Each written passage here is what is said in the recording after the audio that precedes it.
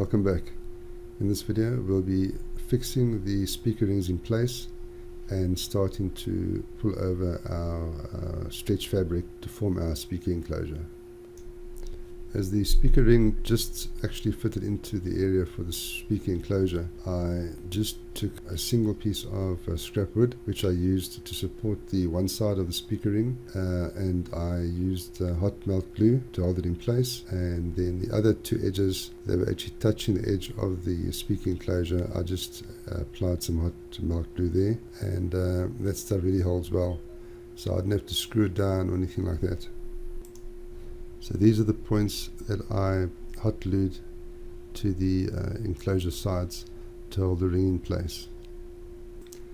And here are some different angles to show exactly where I hot glued the ring to the enclosure.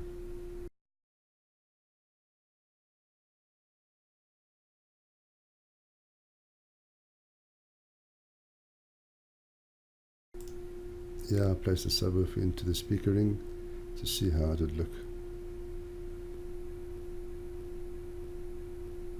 In the next video we'll be applying the stretch fabric to the speaker ring and to the fiberglass molding.